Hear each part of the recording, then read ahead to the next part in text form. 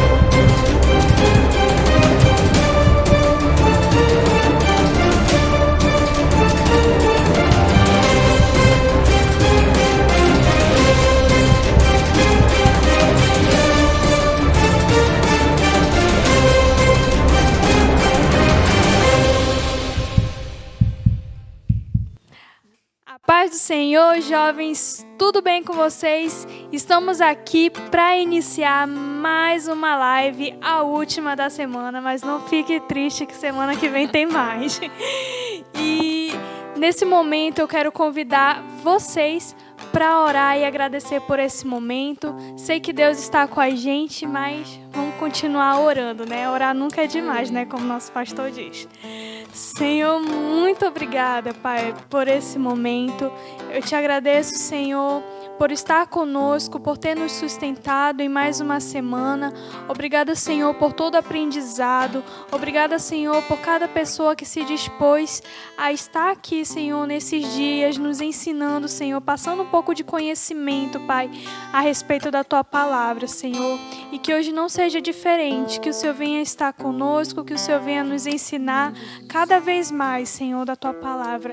Em nome de Jesus, amém. Isso, é isso aí, vamos celebrar o Senhor, vamos declarar que o amor de Deus não falha. Você crê nesse amor que não falha?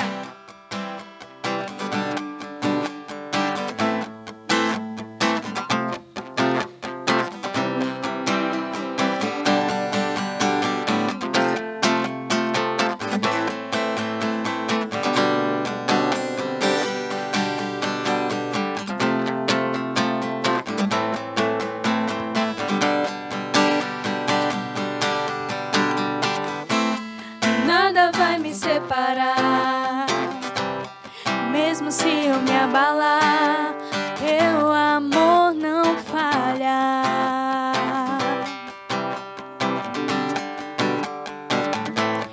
Mesmo sem merecer, se derrama sobre mim, teu amor não falha.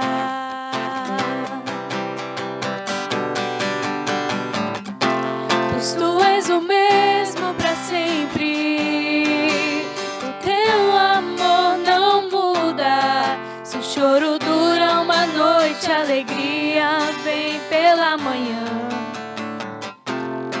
Se o mar se enfurecer, eu não tenho que temer, porque eu sei que me amas, teu amor não falha.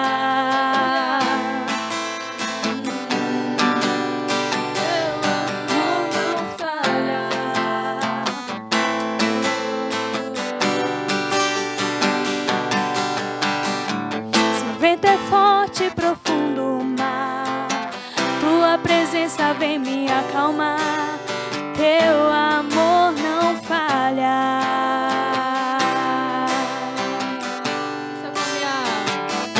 Difícil é o caminhar, nunca pensei que eu fosse alcançar, mas teu amor não falha.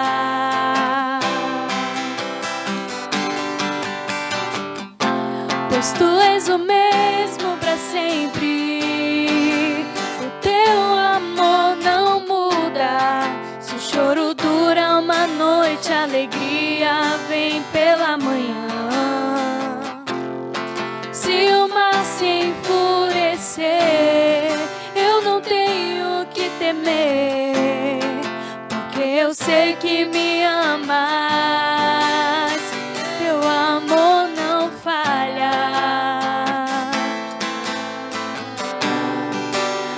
Teu amor não falha.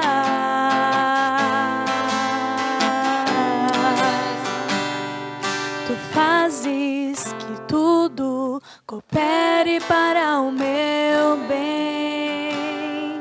Tu fazes que tudo coopere para o meu bem.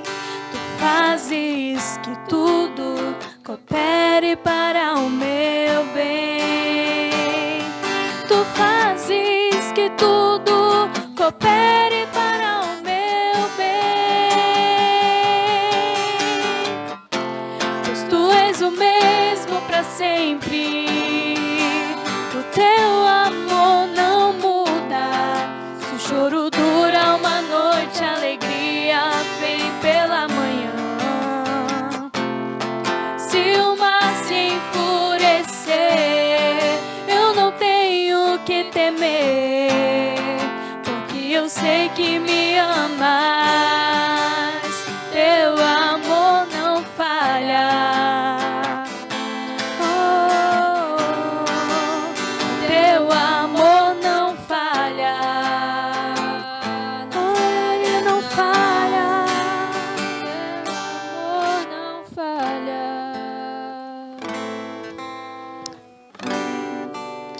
Teu amor não falha. Amém. Vamos continuar adorando ao Senhor. Vamos continuar declarando essa verdade a respeito daquilo que Deus sente ao nosso respeito. Nós estamos seguros nos braços daquele que nos cuida, daquele que provê aquilo que nós necessitamos. Nesse momento eu quero que você declare essa verdade. A verdade que mesmo que você passe pelo vale da sombra da morte, o nosso Deus, o teu Deus, vai estar ao seu lado.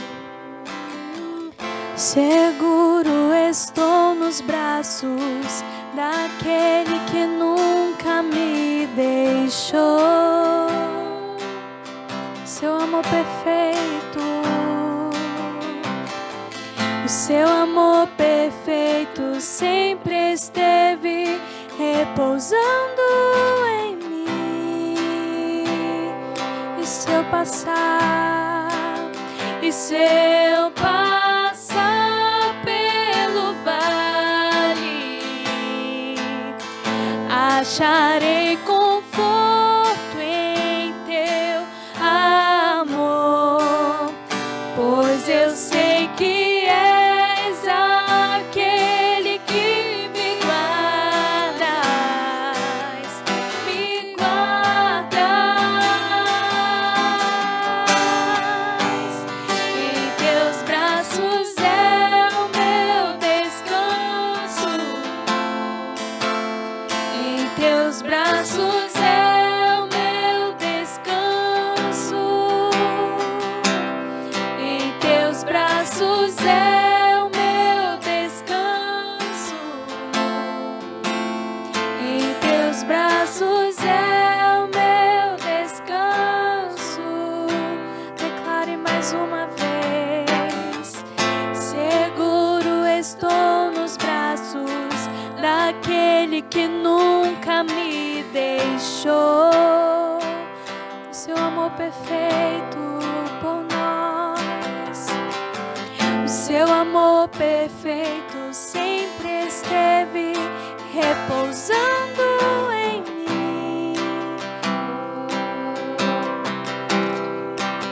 E se eu passar pelo vale, acharei conforto em teu amor, pois eu sei que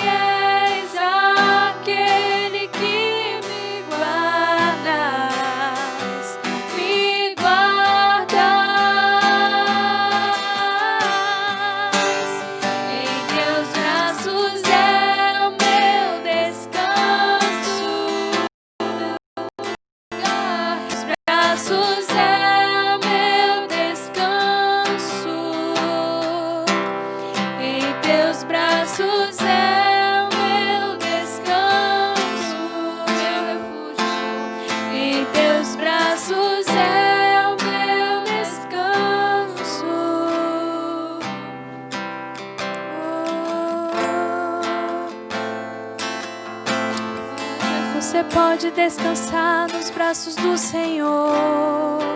Ele é o teu refúgio, é o teu consolo. Ele está contigo. Será que você pode declarar? Será que você pode declarar para si que o Senhor está contigo? Declare essa verdade. Não deixe de acreditar que o teu Deus está contigo. Vamos declarar, mesmo passando pelo vale. Eu não temerei, e se eu passar pelo vale, acharei conforto em teu amor, pois eu sei que és aquele que me guardas, me guardas.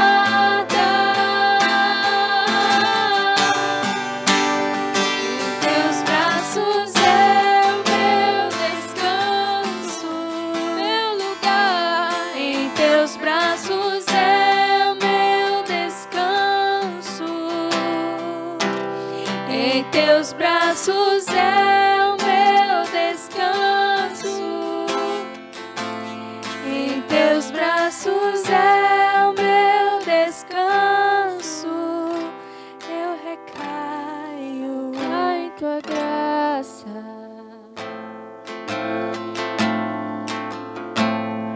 Recaio de novo em tuas mãos.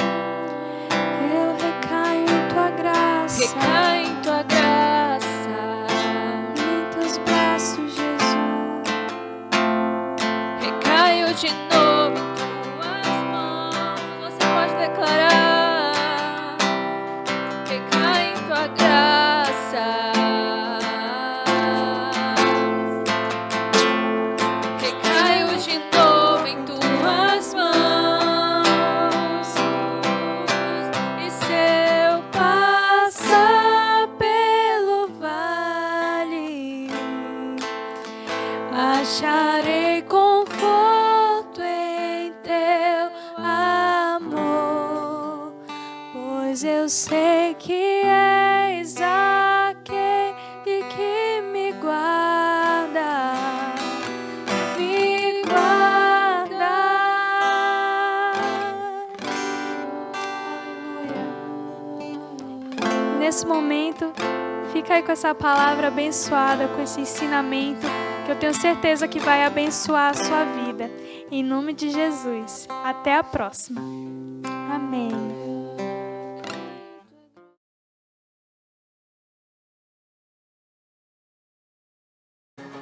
Olá, eu cumprimento o meu amado irmão, minha irmã, o telespectador que nos assiste com a paz do Senhor Jesus. É motivo de alegria estarmos mais uma vez aqui com essa live para estar ministrando a palavra do Senhor. E hoje, dando sequência ao nosso livro de Apocalipse, que nós estamos estudando nesse tempo, nós vamos estar hoje nessa live falando do capítulo 12, do capítulo 13 e do capítulo 14 de Apocalipse. Portanto, eu peço que você pegue a sua Bíblia, pegue o seu celular para acompanhar, que você venha ter clareza do que o Senhor quer nos falar na sua palavra. E nós estamos aqui à disposição para colocar tudo aquilo que a Bíblia tem nos revelado acerca dos tempos futuros, dos tempos que irão acontecer. Então, acompanhe conosco nessa noite, começando do capítulo 12 de Apocalipse. Nós temos alguns versículos e nós vamos falar no versículo 1, o Senhor, Ele fala na sua palavra, ainda revelando esses tempos para o apóstolo João. Nós vamos falar sobre as duas bestas hoje, a besta que surge do mar e a besta que surge da terra também. Nós vamos estar colocando, seguindo o entendimento, a interpretação de tudo aquilo que Apocalipse nos traz para o nosso tempo. E no versículo 1, a Bíblia nos diz que João ele viu um grande sinal no céu, e ele viu uma mulher vestida de sol. E ele retrata como era essa mulher. Ela estava em cima da lua, ou a lua estava debaixo dos seus pés. Ela tinha uma coroa com 12 estrelas, e essa coroa estava sobre a cabeça dela. Bem, se você for buscar a descrição desse sinal no céu, dessa mulher vestida de sol, se você for lá para Gênesis, o primeiro livro da Bíblia, no capítulo 37, verso 9, José, ao ter um sonho, ele descreve exatamente esse sonho. Ele via se curvando a ele. Ele estava falando de quem? De quem se curvaria diante do José, a não ser a família dele, a não ser os pais dele, a não ser o pai e a mãe. Então, essa mulher vestida de sol, ela simboliza Israel. Essa mulher vestida dessa forma, com as 12 estrelas sobre a sua cabeça. Cabeça significa as 12 tribos de Israel. E mais para frente ele vai falando que essa mulher estava grávida, com dores de parto, e ela gritava muito com ânsia para dar à luz. E mais tarde João ele viu um outro sinal no céu. E era um grande dragão vermelho. E esse dragão ele tinha 7 cabeças, 10 chifres. E tinha 7 diademas na sua cabeça. E a sua cauda, a cauda desse dragão, levou 1/3 parte das estrelas do céu. Ou seja, 30% das estrelas do céu. Essa cauda desse dragão, ele saiu levando, ele saiu arrastando. E ele lançou essas estrelas, ele lançou do céu para a terra. E o dragão parou diante dessa mulher, que ela havia de dar à luz a uma criança, dando o objetivo desse dragão, ao perseguir essa mulher, esse dragão perseguia essa mulher, que ela ia dar à luz a um filho, e o objetivo do dragão era dragar, era traçar, era pegar, era destruir o filho dessa mulher que dava à luz. Veja bem, se nós dissemos que essa mulher vestida de sol simboliza Israel, então você está vendo que essa besta que surgia do mar, essa besta representada pela figura de um dragão vermelho, esse dragão perseguia essa mulher porque ele queria destruir, ele queria tragar o filho dessa mulher. Essa mulher simboliza Israel. Então, esse dragão que simboliza o diabo, ele queria destruir o fruto dessa mulher. Esse dragão estava lançando guerra contra os filhos de Israel, ou o povo de Deus, ou Israel, propriamente dito, que é o povo escolhido do Senhor. E no verso 5, e deu à luz um filho homem, que há de reger todas as nações com vara de ferro. Olha essa descrição. A descrição desse filho que nasceria dessa mulher. Que esse homem, ele regeria todas as nações com vara de ferro, e o seu filho foi arrebatado para Deus e para o seu trono. Aí, essa descrição perfeitamente nos diz que é Jesus Cristo, porque Jesus é que irá governar todas as nações com vara de ferro, e é o Filho de Deus, e ele foi arrebatado para o trono de Deus. Jesus Cristo, ao ascender os céus, a Bíblia nos diz que ele está sentado à direita de Deus Pai, e ele intercede por nós. E no verso 6, a mulher fugiu para o deserto, aonde já tinha lugar preparado por Deus. Deus, essa mulher, ao fugir do dragão, ela fugiu para o deserto. Só que ao fugir para o deserto, Deus já havia preparado um lugar para ela, que simboliza Israel, para que ela fosse alimentada por 1.260 dias. Esses 1.260 dias está falando de um tempo futuro. É um período exatamente da grande tribulação. Se você for ver 1.260 dias, equivale a 3 anos e meio, ou equivale a 42 meses, que é justamente o tempo da grande tribulação, conforme nós já falamos aqui. E aquela mulher, ao fugir para o deserto, Deus já tinha preparado lugar, Deus já tinha preparado alimento para sustentar aquela mulher no deserto. E Mateus 24, 15, Jesus vai falar da grande abominação que será no tempo no tempo da aflição. Por quê? No verso 7, houve batalha no céu. Aí diz que Miguel e os seus anjos batalhavam contra o dragão. E o dragão, vice-versa, batalhava com Miguel e seus anjos. Por que eles estavam entrando em batalha? Mas a Bíblia fala no verso 8, antes de responder, mas não prevaleceram, nem mais o seu lugar se achou entre os céus. E foi precipitado o grande dragão, a grande serpente, chamada o diabo e Satanás, que engana todo mundo. Ele foi precipitado na terra e os seus anjos foram lançados com ele. Olha só.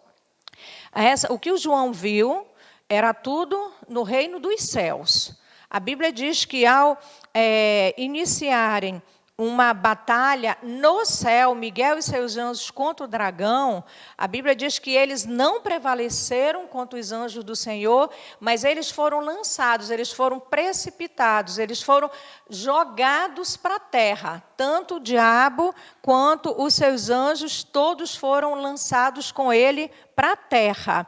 E em Mateus 24, 15, voltando, Jesus fala da abominação que iria acontecer nesses tempos dos fins, porque esta mulher que simboliza a tribo de Israel, ela fugindo para o deserto, significa que o povo de Deus irá fugir também para o deserto, porque nós sabemos que o anticristo, e nós vamos falar aqui mais para frente, o anticristo ele vai fazer uma imagem dele e ele vai colocar essa imagem dentro do templo, o templo, e esse templo é em Jerusalém.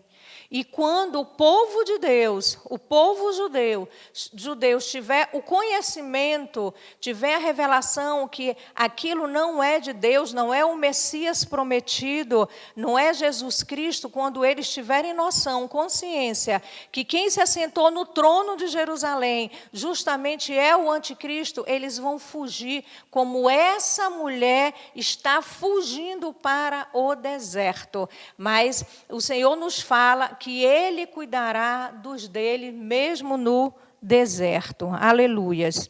E continuando, queridos, no verso 10, e ouvi uma grande voz do céu. João ainda falando, ouviu uma grande voz do céu que dizia dessa forma: agora é chegada a salvação e a força e o reino do nosso Deus e o poder do seu Cristo, porque já o acusador de nossos irmãos é derrubado, o qual diante de nosso Deus os acusava de dia e de noite.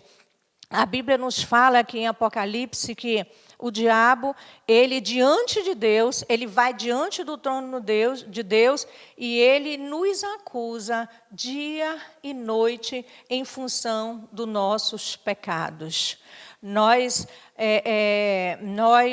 nos colocamos diante de Deus. A Bíblia diz que Jesus é o nosso advogado, Jesus é o nosso intercessor, mas nós lemos aqui que o diabo vai diante do trono de Deus e ele nos acusa. Ele nos acusa dos pecados passados, que inclusive Jesus já nos perdoou, inclusive Jesus já jogou no mar do esquecimento, mas o diabo vai lá e ele nos acusa diante de Deus dia e noite, com o objetivo de tragar a nossa alma, tragar a nossa vida. Mas saiba que Jesus é o nosso intercessor. E eles o venceram pelo sangue do Cordeiro e pela palavra do testemunho, e não amaram as suas vidas até a morte. Olha o que o Senhor nos diz. Eles não venceram, o inimigo, o dragão e os seus anjos não venceram. Quem venceu foi Cristo Jesus, através do seu sangue derramado naquela cruz. E no verso 12 até o verso 17, a Bíblia vai nos falar como o diabo vai fazer essa guerra contra Israel. Como o diabo ele vai empreender essa guerra contra o povo de Deus, contra Israel. Ele vai falar no verso 12: por isso, alegrai-vos, ó céus, e que neles habitais. Ai dos que habitam na terra e no mar, porque o diabo desceu a vós e tem grande ira, sabendo que já tem pouco tempo. Aqui nós vamos falar de duas bestas. A besta que sobe do mar e a besta que sobe da terra. E que o diabo, com os seus anjos, ou o dragão e os seus anjos, eles foram lançados para a terra, para empreender o quê? Empreender guerra contra o povo de Deus, para empreender guerra contra Israel. Mas ele diz no verso 12, alegrem, ó céus, quer dizer, lá em cima, não é na terra. Alegrem, ó céus, e vós todos que habitais nele. Ele está dizendo, se alegrem os habitantes dos céus. Mas também ele fala, ai dos que habitam na terra. Por que ai do que habita na terra? Porque foi lançado o dragão e seus anjos para a terra para perseguir o povo de Deus. E o povo de Deus vai ser perseguido. Porque o nosso inimigo, ele sabe que ele tem pouco tempo. Ele sabe que o fim dele está chegando. Ele sabe que ele não tem mais disposição de muito tempo para enganar o povo de Deus, porque a arma do adversário, a arma do inimigo, ele quer enganar. Ele é falsidade, o diabo é falsidade. Ele quer sempre enganar o povo de Deus. E ele diz, ai dos habitantes da terra, porque ele desceu já para empreender guerra contra Israel. E quando o dragão viu que ele fora lançado na terra, ele perseguiu a mulher que dera à luz ao filho do homem. Quer dizer, ele perseguiu a mulher que simboliza Israel. Ele está perseguindo o povo de Deus. E ele sempre vai perseguir o povo de Deus. Mas a Bíblia diz, no verso 14, e foram dadas àquela mulher, quer dizer, foi dadas a Israel, foi dada ao povo de Deus, 2 asas de uma grande águia, para que voasse para o deserto, onde ela é sustentada por um tempo. A Bíblia diz, olha, essa mulher recebeu as águias, umas asas de uma águia muito grande, para ela voar para o deserto. E no deserto ela foi sustentada por Deus. A Bíblia diz, um tempo, mais um tempo e mais a metade de um tempo, fora da vista da serpente. A serpente é o diabo. O que significa? Um tempo, mais tempos e mais a metade do tempo. Um tempo é um ano, mais tempos são mais 2 anos e mais a metade do tempo é meio ano. Então, se você for somar esse um tempo, mais tempos, e mais a metade num tempo, dá justamente os 3 anos e meio da grande tribulação. Dá exatamente o que a gente viu, os 1.260 dias, ou exatamente 42 meses. Você vê que a grande tribulação, esse tempo da grande tribulação, os 3 anos e meio, ele está se repetindo, e o Senhor está falando o tempo da tribulação, ele está nos orientando o significado desse tempo, e você vai fazer o cálculo do tempo e justamente dar o período da grande tribulação, 3 anos e meio. E no versículo 15, e a serpente lançou da sua boca, atrás da mulher, ainda perseguindo a mulher no deserto, água como um rio, para que pela corrente a fizesse arrebatar. Aquela serpente ou aquele dragão lançou da sua boca águas, perseguindo aquela mulher como se fosse um rio. Mas o que a Bíblia diz? A terra ajudou aquela mulher. A terra abriu a sua boca e tragou o rio que o dragão lançara de sua boca. Quer dizer, a terra se abriu e aquele rio todo foi escoado para dentro da terra para não atingir aquela mulher que simboliza o povo de Deus, que simboliza Israel. E no verso 17, e o dragão irou-se contra a mulher e foi fazer guerra ao remanescente da sua semente, os que guardam os mandamentos de Deus e têm testemunho de Jesus Cristo. Quer dizer, os remanescentes da sua semente, a semente da mulher, os remanescentes de Jesus Cristo. Os remanescentes são aquele povo de Deus, aquele que guarda os mandamentos, aqueles que andam com o Senhor. Então, queridos, o dragão, a perseguição do dragão, do diabo, ele não cessa. Ele, em todo tempo, ele vai querer destruir a tua vida, a minha vida. Em todo tempo, ele vai querer nos acusar diante de Deus, como se Deus não conhecesse toda a nossa vida. Ele vai todo o tempo intencionar em nos destruir, porque a palavra de Deus diz que ele veio para roubar, matar e destruir, João 10:10. E o objetivo dele contra o povo de Deus é justamente destruir o povo de Deus. Mas nós vemos aqui que no deserto aquela mulher, que é Israel, o povo de Deus, ela foi guardada pelo Senhor, ela foi alimentada pelo Senhor Jesus. É assim que Deus faz na nossa vida, Ele nos guarda, Ele nos protege de todo o dardo inflamado do inimigo contra a nossa vida, ok? Eu espero que você esteja seguindo, eu espero que você esteja entendendo o raciocínio. Esse é o capítulo 12. E o capítulo 13, o que a Bíblia nos diz no capítulo 13, dando sequência ao que nós estamos estudando esse tempo. O capítulo 13, a Bíblia diz que João ele está em frente ao mar, na praia, e ele começa a narrar. A besta surge e blasfemará contra Deus.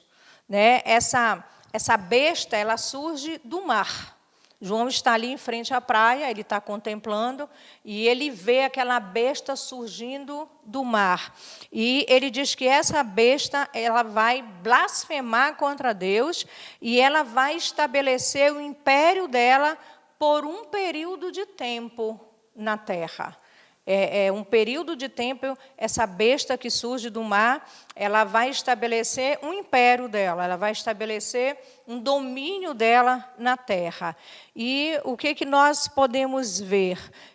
João viu essa besta subir do mar, e ele faz alguma descrição dessa besta, e você pode imaginar como é essa besta. Ela tinha 7 cabeças, tinha 10 chifres, e sobre os seus chifres ela tinha 10 diademas, e sobre as suas cabeças um nome de blasfêmia.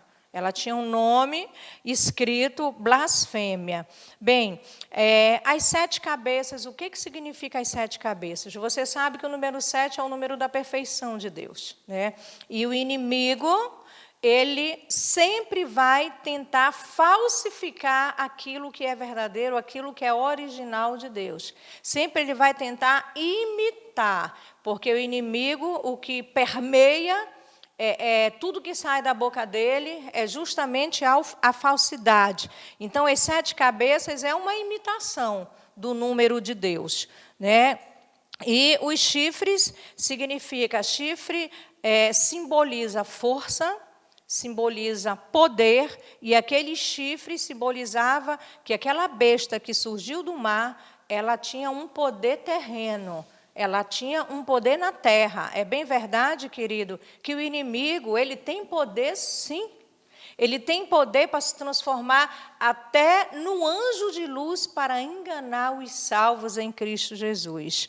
E blasfêmia, o que é? O nome dessa besta estava escrito, blasfêmia. O que é blasfêmia? É falar tudo de mal contra Deus. É se opor a Deus. É falar mal de Deus. E nos seus chifres tinha 10 diademas. O que significa as diademas? É uma autoridade. Mas essa autoridade, nessas diademas da besta, ela não era dada, pelo Senhor Jesus. Essa autoridade era dada pelo dragão. Porque, entenda, o dragão, nós já falamos anteriormente, e nós vamos falar de 2 bestas agora. Essas 2 bestas, eles trabalham junto com o dragão. O dragão se utiliza do poder dessas bestas em benefício próprio. E essa autoridade que essa besta do mar tinha, essa autoridade foi dada pelo dragão para que ela pudesse operar o plano do adversário. E verso 2, e a besta que vi era semelhante a um leopardo, e os seus pés como os de urso, e a sua boca como a de um leão. E o dragão, que é o diabo, deu-lhe o seu poder, o seu trono e grande poderio. Então, você compreende que tanto a besta quanto as bestas e o dragão, eles têm muito poder. Eles têm muito poder de destruição. Eles têm muito poder de corromper. Eles têm muito poder para iludir, para enganar. E nós vamos ver isso um pouco mais para frente. E no verso 3, ele disse que das suas cabeças, como ferida de morte, ele viu, a sua chaga mortal foi curada. Olha, isso é importante. E toda a terra se maravilhou após a besta. Essa besta, ela tinha uma chaga, ela tinha uma ferida mortal na sua cabeça. E essa chaga foi curada. Quem curou essa chaga? Não foi o poder de Deus que curou. Quem curou essa chaga foi o próprio poder do dragão, um poder maligno, um poder que existe sim. E essa chaga foi curada para que as pessoas pudessem ver os milagres, ou as maravilhas, ou o poder que esse dragão e essas bestas têm para enganar o povo aqui da terra. E no verso 4, adoraram o dragão, que deu à besta o seu poder, e adoraram a besta também, dizendo: quem é semelhante à besta? Quem poderá batalhar contra ela? Olha só, queridos, as indagações aqui, as perguntas. Primeiro, ocorreu algo extraordinário, que aquela besta, ela foi curada de uma chaga mortal na vida dela. E as pessoas, vendo aqueles milagres, aquelas maravilhas, e através daquele poder manifesto, houve o quê? Houve a adoração à besta, a adoração ao dragão, dizendo: quem é semelhante à besta? Quem poderá batalhar contra ela? Quer dizer, olha o questionamento colocando em dúvida que o cordeiro no final irá vencer, colocando em dúvida aquilo que a palavra de Deus nos diz, que o poder está, o poder, a honra, a glória, a soberania, está tudo no nome do Filho do nosso Deus, que é Jesus Cristo. Mas a Bíblia diz que por causa daquelas maravilhas, aquela besta foi adorada. E eu quero chamar a sua atenção nesse momento. Eu quero falar uma coisa muito séria para você que está nos assistindo. Eu quero dizer que só há 2 poderes no mundo. Há um poder que procede de Deus e há um poder que procede do inimigo. E esses 2 poderes, eles são antagônicos, quer dizer, eles são contrários. Eles nunca vão andar do mesmo lado, não é o mesmo poder. Então, nós vamos ver um pouco mais para frente, mas eu já gostaria de falar para você ir pensando e já ir analisando e formando já o teu conceito, o teu conhecimento sobre Apocalipse. Nós vemos muitas coisas no tempo de hoje. Nós vemos, por exemplo, cirurgias sendo feitas em pessoas a sangue frio, sem anestesia. Nós vemos nas redes sociais, em televisões, as pessoas adivinhando coisas, adivinhando o número de carteira de identidade, adivinhando a vida da pessoa, projetando o futuro, espírito de adivinhação. Nós estamos vendo muitas coisas nesse tempo, mas eu quero dizer, aquilo que não procede da parte de Deus, não é aquele poder.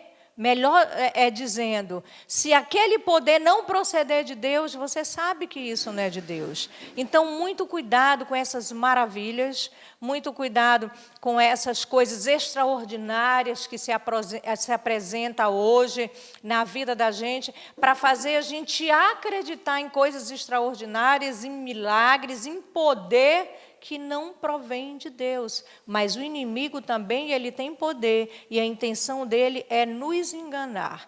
Aqui foi um exemplo que nós acabamos de ver aqui, que ele tinha uma chaga mortal, a besta, e ela foi curada, para que as pessoas pudessem crer que ela tem poder de curar, ela tem poder de operar coisas extraordinárias na vida das pessoas. Mas vamos continuar.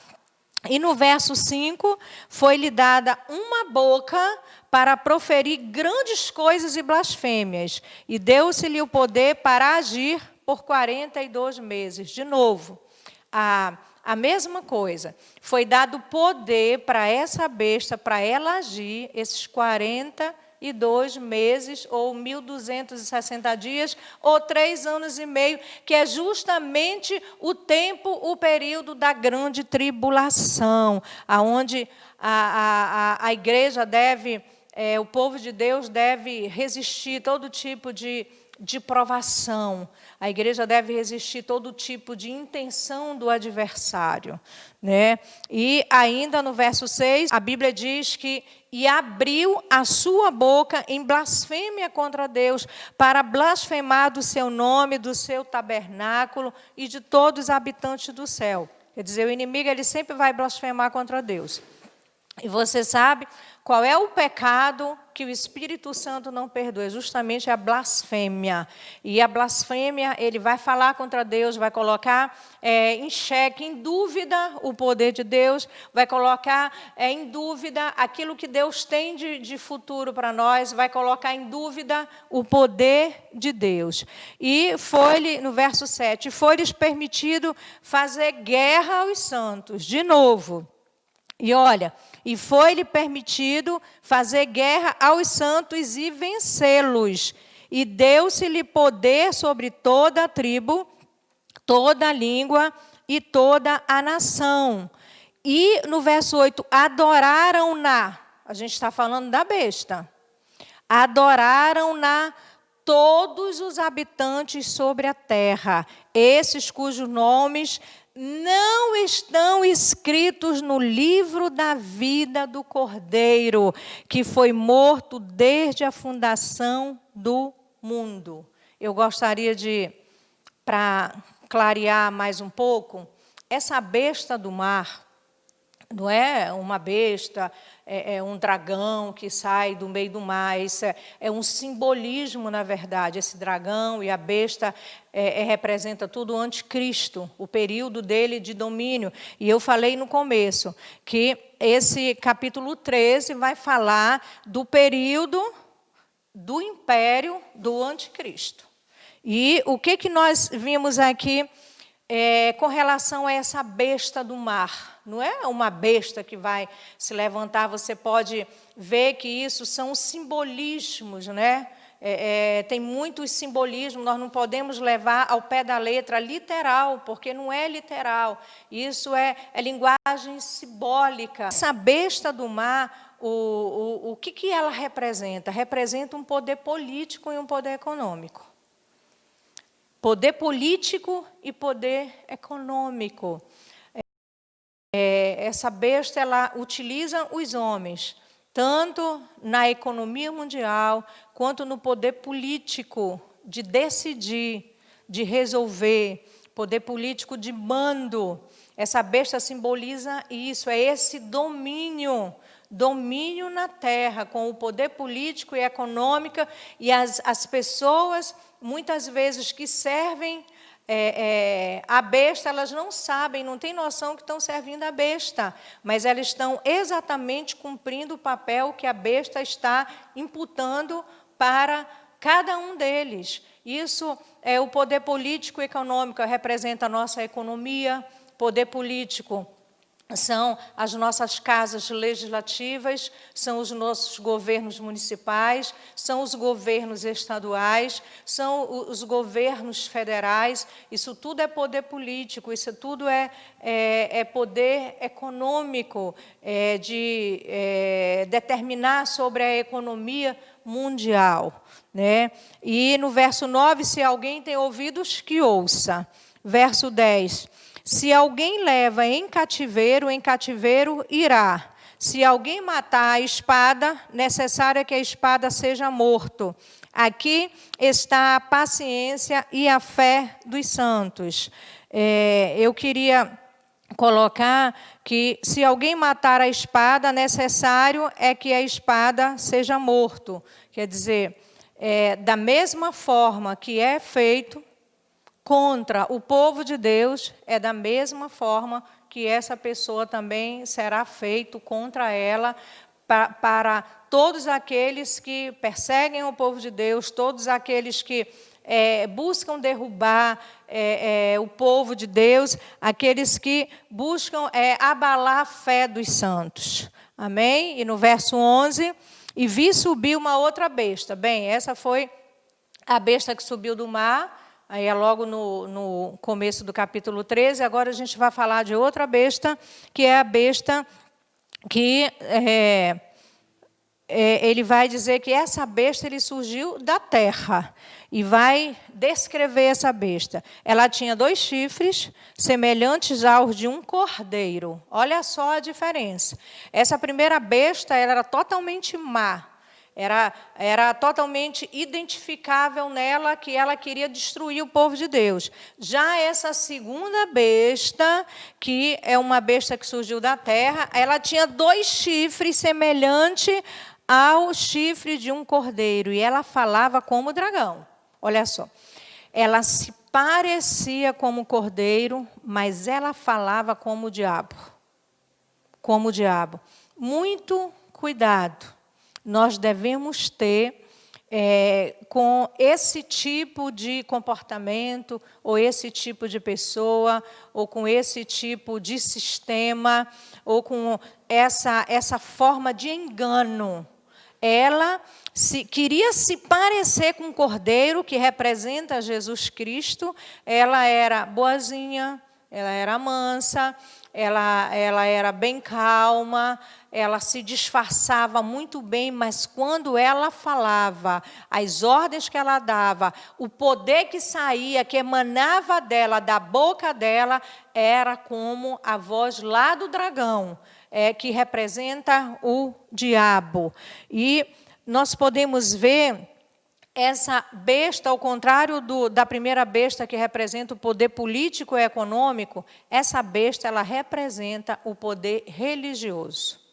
Religioso para enganar, para ludibriar, para tentar levar o povo escolhido de Deus. Por isso que ela tinha essa característica aparente, mas ela queria, o objetivo dela é enganar, é dominar através de um sistema religioso para dominar o mundo. Agora, um sistema religioso aonde as verdades de Deus, elas não eram consideradas. Por isso, queridos, a gente reforça a nossa necessidade, enquanto povo de Deus, de conhecer a palavra de Deus. Enquanto povo de Deus, de nós nos aproximarmos de Deus, de nós buscarmos entender a palavra de Deus, de nós buscarmos as coisas espirituais para que nós não sejamos enganados por tudo aquilo que sair da boca das bestas ou da boca do dragão, da boca do anticristo, para que nós não sejamos enganados, para que a nossa vida não seja como um vento que sopra e leva, mas que nós permaneçamos firmes, que nós procuremos conhecer a Deus, que nós procuremos firmar a nossa fé em Cristo Jesus, para que nós não sejamos enganados. E essa besta, ela vinha justamente disfarçada de lobo em pele de ovelha. Por isso que ela tinha essas características, né? E no verso 12, o que ele diz? E essa besta exerce todo o poder da primeira besta, aquela que surge do mar, e faz que a terra e os que nela habitam adorem a primeira besta, cuja chaga mortal foi curada. Olha, esse sistema religioso, essa segunda besta, ela vai ser boazinha, ela vai implementar aquilo que ela considera que são verdades, mas não verdades de Deus. Ela vai levar o povo a quê? Através da religião, a adorar a primeira besta e acreditar nos poderes dela. E acreditar nos milagres, e acreditar nas coisas extraordinárias que essas bestas irão fazer nesse tempo, porque nesse tempo, sim, haverá sinais, maravilhas, milagres, manifestação de poder. Mas, queridos, eu volto a afirmar, você tem que saber de onde está emanando esse poder, porque poder verdadeiro só o de Deus. Agora, o inimigo, ele faz tudo para o quê? Para copiar, para imitar, para ser igual a Deus, para enganar até possível os escolhidos de Deus. E no verso 3, olha só, para confirmar aquilo que eu estou falando, no verso 13, e faz grandes sinais, de maneira que até fogo faz descer do céu à terra, à vista de todos os homens. Olha só, o poder que essa besta tem com pele de ovelha. Faz até descer fogo do céu para enganar os homens. E engana, no verso 14, e engana os habitantes da terra com os sinais. E eu falei aqui, os sinais que a gente vê hoje são essas curas milagrosas, são essas adivinhações, são essas previsões. Gente, muito cuidado, irmãos, com isso. Muito cuidado, que nós tenhamos discernimento. Discernimento é obra do Espírito Santo de Deus, é um dom espiritual que o Senhor coloca à disposição da igreja. Discernimento de espírito, justamente, igreja, para nós discernirmos o que procede e que não procede de Deus. Então, busque esse dom na sua vida, que a igreja do Senhor possa buscar o dom de discernimento do Espírito que está à disposição de todos aqueles que o busquem.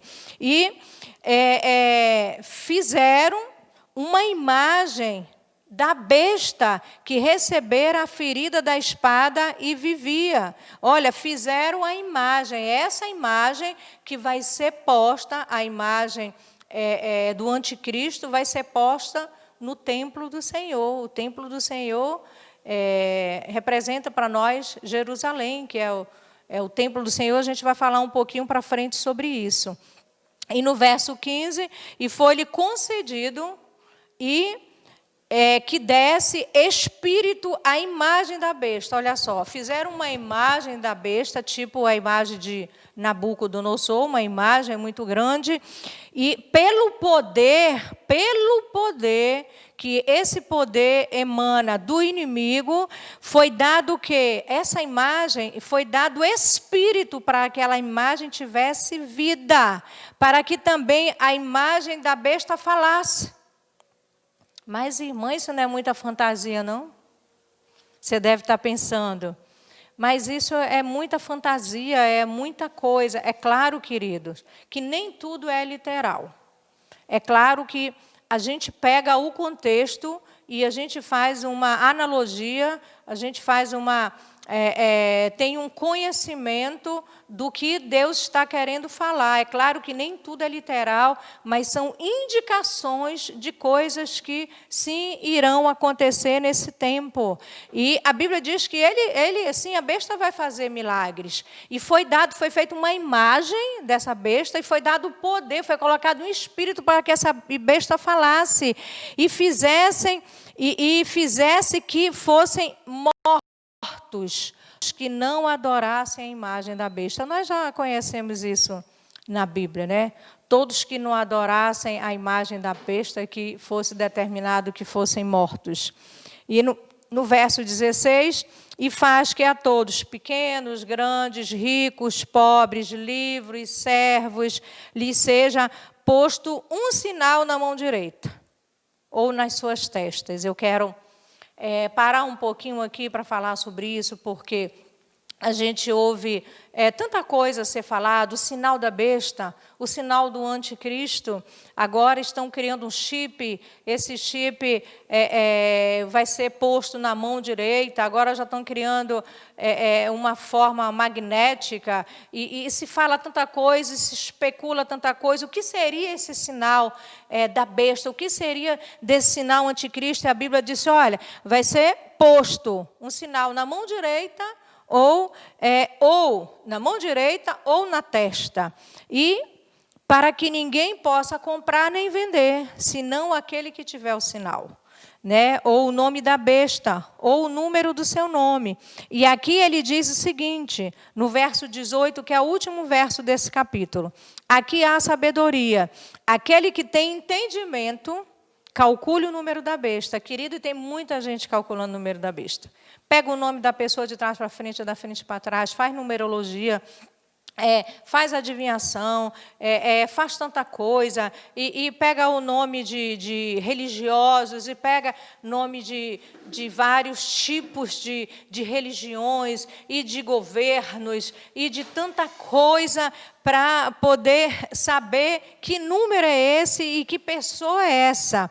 Porque é o número de um homem. A Bíblia diz, olha, o número da besta é o número de um homem, e o seu número é 666. É 666.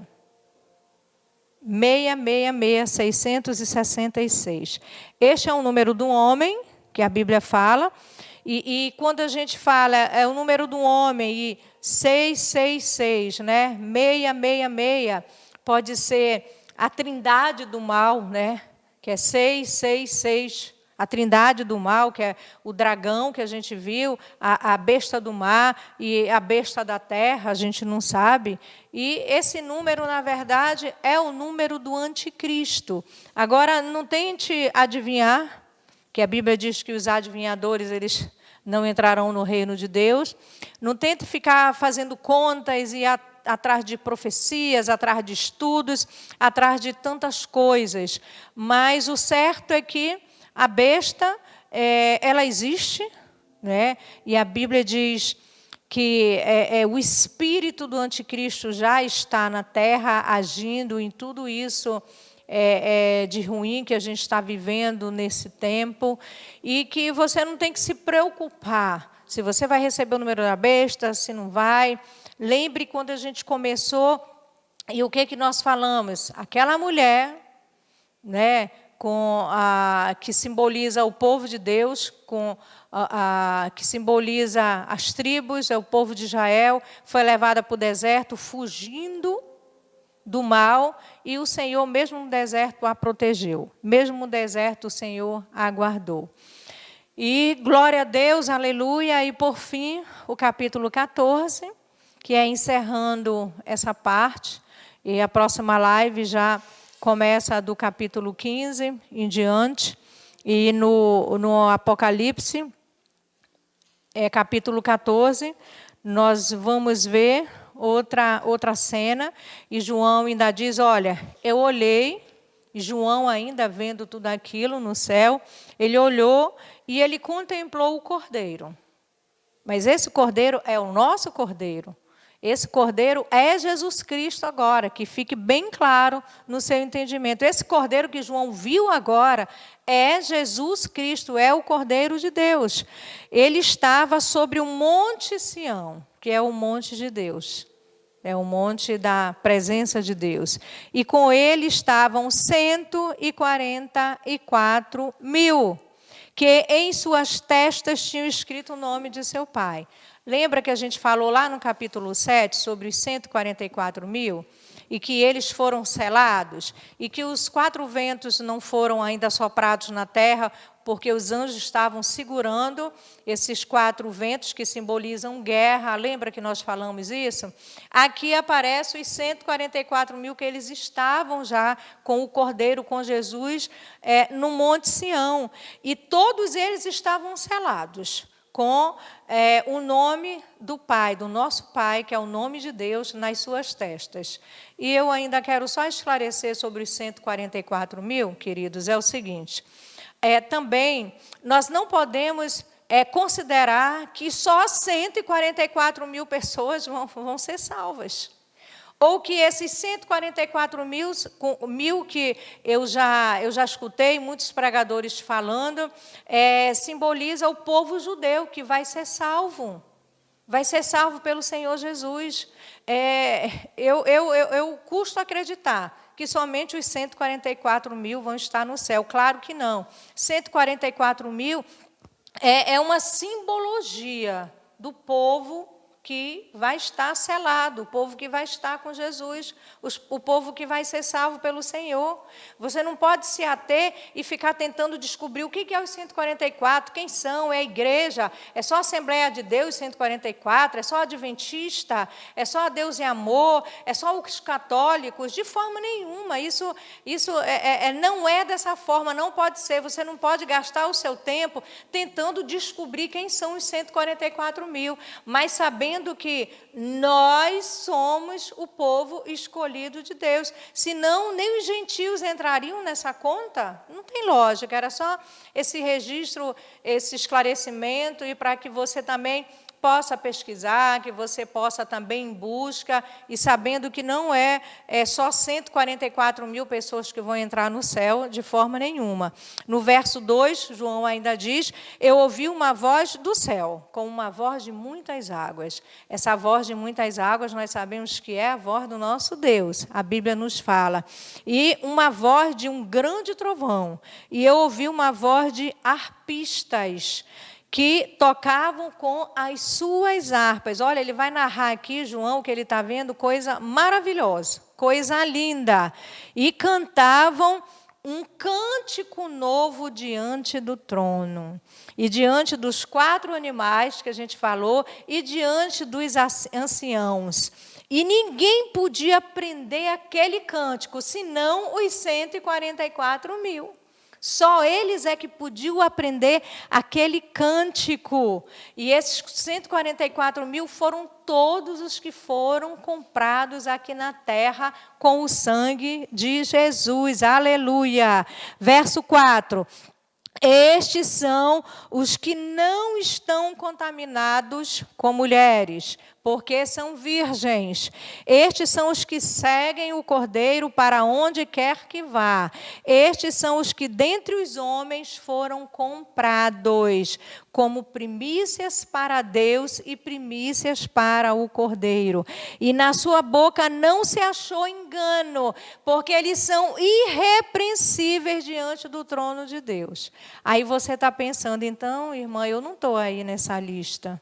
né, dos 144 mil, porque eu já tive, talvez, relação sexual, eu até já casei, eu já tive, eu não sou mais virgem, né? Então, eu não estou incluído nos 144 mil, e eu volto a dizer para você, porque você vai ler e você vai pensar, só vai entrar no céu quem está dessa forma, quem nunca casou. Então, até o apóstolo Pedro estaria fora do céu, porque ele casou. E Paulo, né? Paulo estaria dentro, porque não casou. É claro que isso é simbologia, queridos. Todos os que vão estar com Cristo Jesus são aqueles que foram comprados com um alto preço pago por Jesus, preço de sangue. Preço de sangue. Aí vai entrar gentios, judeus, brasileiro, africano, chinês, norte-americano, América Latina, todos que foram comprados do mundo todo estarão. Isso é uma simbologia, então não se prenda a isso, não fique preocupado, não fique desesperado. E agora que eu já fiz isso, queridos, Jesus, quando há arrependimento por pecado, pelos nossos pecados, Jesus, ele lança no mar do esquecimento, ele nem lembra mais dos nossos pecados. Agora, quem lembra dos nossos pecados é o diabo. Ele lembra dos nossos pecados e ele vai lá diante do trono de Deus nos acusar diante de Deus noite e dia, por pecado que o próprio Jesus já nos perdoou. Aleluia. E ainda no verso 6, a gente já está quase chegando no final.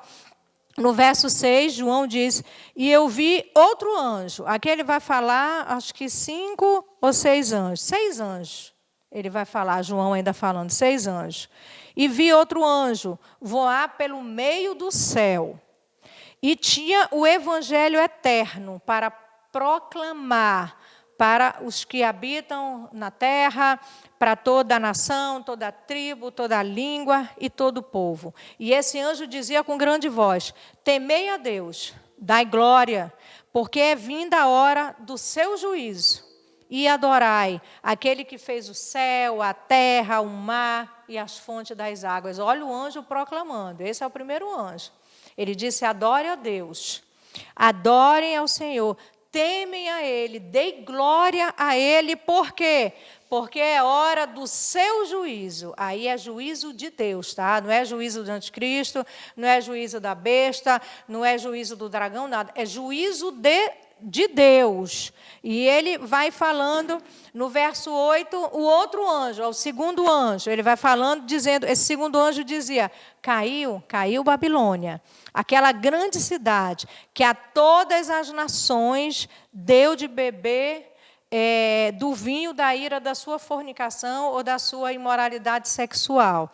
Nós vamos mais para frente falar sobre a queda de Babilônia, tá? Você vai acompanhando para você entender. E o terceiro anjo, ele dizia com grande voz, esse terceiro anjo, se alguém adorar a besta e a sua imagem e receber o sinal na sua testa ou então na sua mão, também este beberá do vinho da ira de Deus, que nós vamos falar sobre as taças da ira de Deus, tá?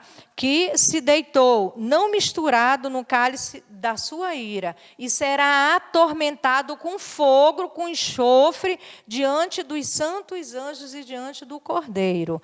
E a fumaça, no verso ontem, a fumaça do seu tormento sobe para todo sempre, e não tem repouso, nem de dia, nem de noite, os que adoram a besta e a sua imagem, e aquele que recebeu o sinal do seu nome. Aqui está a paciência dos santos, igual como ele encerrou o capítulo 13 também. Aqui está a paciência dos santos, aqui estão os que guardam os mandamentos de Deus e a fé em Cristo Jesus. Nós devemos perseverar, nós devemos ter paciência. E ouvi do céu uma voz, ainda o anjo, olha só, e ouvi uma voz do céu que me dizia, escreve, bem-aventurados os mortos que desde agora morrem no Senhor. Sim, diz o Espírito, para que descanse dos seus trabalhos e as obras que os seguem. Olha, naquele tempo, Bem-aventurado aqueles que já dormem, né, ou que já morrem no Senhor, porque eles vão descansar das suas obras, eles vão descansar do tempo na terra, eles vão descansar do seu trabalho, e todas as obras que fizemos aqui nessa terra vão nos seguir também. E verso 14, olhei, e eis uma nuvem branca, e assentado sobre a nuvem, um semelhante ao Filho do Homem, que tinha sobre a sua cabeça uma coroa de ouro e na sua mão uma foice aguda. Nós estamos falando aí de Jesus, tá? Agora de Jesus. E no verso 15, o quarto anjo. O quarto anjo saiu do templo, clamando em grande voz ao que estava sentado sobre a nuvem, que é o Cordeiro, que é Jesus Cristo. E ele diz: lança a tua foice e cega. A hora de cegar te é vinda, porque já a seara da terra está madura. Ele estava dizendo: sai para a colheita, sai para a ceifa. A terra já está madura, já está na hora de o povo ser ceifado, no sentido de ser tirado da terra. O tempo dele já acabou na terra. Vai lá e lança a tua foice e recolhe esse povo. E no 16, e aquele que estava assentado sobre a nuvem ainda, meteu a sua foice na terra, e a terra foi cegada. Aí Jesus, ele fez o quê? Ele fez a colheita daquele tempo, ele fez a colheita dos salvos. Aqui está falando, querido, dessa colheita, desse juízo dos salvos e do não salvos também. Por isso que agora a gente vai falar. E saiu do templo que está no céu o quinto anjo. O outro anjo, o qual também tinha uma foice aguda. Saiu do altar um outro anjo, que seria o sexto anjo, que tinha poder sobre o fogo, e clamou com grande voz ao que tinha uma foice aguda, dizendo: lança a tua foice aguda e vindima os cachos da vinha da terra, porque já as suas uvas estão maduras. Ele também está dizendo: sai, lança a tua foice e sai a fazer a colheita na terra. E o anjo lançou a sua foice à terra e vindimou as uvas da vinha da terra. Só que agora esse anjo, ele também fez a colheita, e o que aconteceu? Ele atirou essa colheita, ele lançou aonde? No lagar. O lagar é aonde se pisa as uvas para fazer o suco da uva, ou o vinho. Só que esse anjo, ele lançou aonde? Essa outra colheita, que não é a colheita de Jesus, ele lançou no lagar, na ira de Deus. Na ira de Deus. E o verso 20, que é o último versículo desse capítulo: e o lagar foi pisado fora da cidade, quer dizer, fora de Jerusalém. Jerusalém é o lugar de habitação do Senhor, tipifica isso. E saiu sangue do lagar até os freios dos cavalos, pelo espaço de 1.600 estádios. Aqui no final ele está falando, só para reforçar, da colheita dos santos aqui na terra, mas também da colheita daqueles que não pertencem ao Senhor Jesus. A colheita daqueles que não professam o nome de Jesus. E, no resumo de tudo, queridos, na verdade, Deus oferece para nós mais um conforto para o povo dele, para o povo de Deus, né? Um povo fiel. Ele está sobre o Monte Sião e os fiéis estão ali acompanhando ele. Os selados estão acompanhando ele. Isso é uma figura, né, de Jesus Cristo com os salvos, que não são só os 144 mil. O Senhor, ele nos conforta. O Senhor nos incentiva. O Senhor nos anima. O Senhor, novamente, ele nos diz: olha, Jesus vai estar com os salvos aqui na terra, aqueles que o seguem, aqueles que os servem. Jesus vai estar dando vitória para todos aqueles que buscam andar nos seus caminhos. Até aqui, o Senhor nos deu graça para estar ministrando esses 3 capítulos. Eu espero sinceramente, queridos, que essa palavra, esse ensinamento esteja no seu coração, que você possa ser aquela pessoa que você busque mais conhecimento, procure conhecer mais as coisas de Deus, que você procure mais se aperfeiçoar no caminho do Senhor, que nós possamos nos arrepender dos nossos pecados, que nós possamos hoje dizer: Senhor Jesus, eu estou aqui no grande dia, Senhor, quando o Senhor fizer a sua colheita, me leva com o Senhor, eu quero estar com o Senhor, eu quero subir aos céus, eu quero estar no Monte Sião contigo, meu Pai, eu quero estar no teu lado naquele grande dia. E eu peço nessa hora que você possa curvar a sua cabeça, que você possa fazer uma oração, que você possa estar comigo em oração ao Senhor nessa hora. Senhor Jesus, nós queremos te agradecer, meu Pai, agradecer esse tempo precioso que nós tivemos aqui na tua presença, Pai. Que a cada dia, meu Pai, toda palavra que for dita, for lançada, meu Pai, nesse lugar, seja uma palavra de transformação, porque é a Tua palavra. Nos ensine a andar nos Teus caminhos, meu Pai. Nós te pedimos nessa hora, naquele grande dia, meu Pai, que nós possamos ir contigo. Que naquele grande dia da cega, da ceifa, meu Pai, que nós possamos ser pisados por Ti, meu Pai, pela a Tua destra fiel, meu Pai. Salva-nos, Senhor, salva o Teu povo, meu Pai.